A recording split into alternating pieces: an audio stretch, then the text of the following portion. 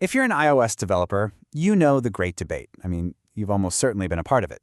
It's about a tool that promises to make you lightning fast, but can also lead to some, well, massive headaches. So today we're going to dive right into the visual dilemma of iOS storyboards. So what's the real story here? Are storyboards this incredibly powerful tool that can launch your development into hyperdrive? Or are they actually a hidden trap, just waiting to spring on your project the second it starts to grow? That's the big question we're going to unpack. Okay, so to really get this, we have to start with why they're so appealing in the first place. Why do so many developers gravitate towards storyboards? Honestly, it all boils down to one simple thing: the promise of speed. I mean, just imagine this, seeing your entire app, every single screen, laid out right there in front of you. That is the instant payoff with storyboards. You get this amazing bird's-eye view of how everything connects, and the app's navigation just clicks. It's immediately understandable. And building that flow, it feels so intuitive, right? You literally just drag your UI elements onto the screen, you drop them where you want them, and you connect them to your code. All of that without writing pages and pages of setup code. It's this very hands-on visual way to build. So really, the core idea, the value proposition, is that you're trading all that manual code for a visual setup. And for a lot of straightforward UIs, that means way less boilerplate and a much, much faster route from just an idea to a working app. And when you put all these advantages together, you really start to see the magic. You've got that high-level map of your app, you can whip up prototypes super fast, and you can visually connect screens using these things called segues. The result? You're prototyping complex ideas in hours, not days. It just means less tedious code and more time for the fun stuff.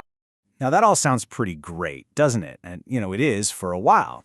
But there's a shadow that kind of looms over this perfect picture, especially when you're not the only developer on the project.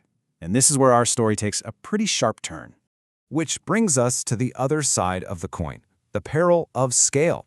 The very same things that make storyboards a dream for a solo project can become their absolute biggest weakness in a larger, team-based environment.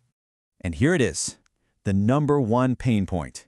This one word sends a shiver down the spine of any developer who's been in the trenches with storyboards on a team: conflict. We are talking, of course, about merge conflicts. So what is a merge conflict in this context? See, under the hood, a storyboard is just one giant, super complex XML file. So let's say you move a button, and at the same time, your teammate changes a label on that exact same screen. Well, Git has no clue how to automatically merge those two changes. And the result is this messy, manual, and incredibly frustrating fix that can just eat up your time.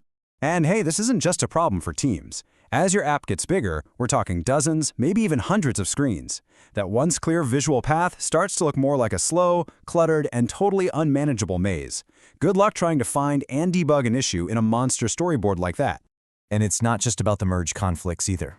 Suddenly, a whole host of other frustrating problems pop up.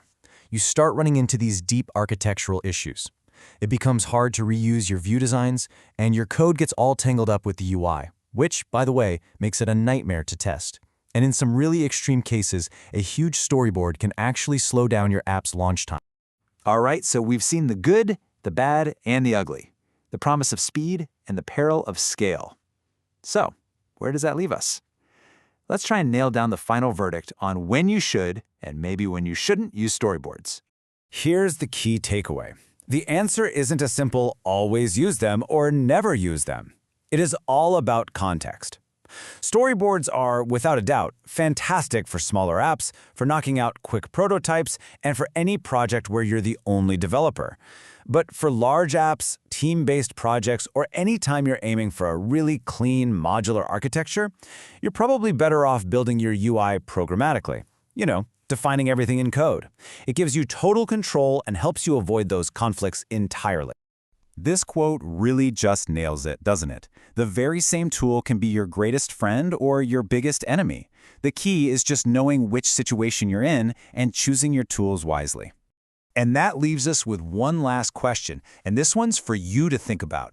As you're firing up your next iOS project, just take a second to think about your situation. Are storyboards going to be that powerful tool that helps you get off the ground quickly? Or are you maybe setting a hidden trap for your future self and your team? The choice, my friend, is yours.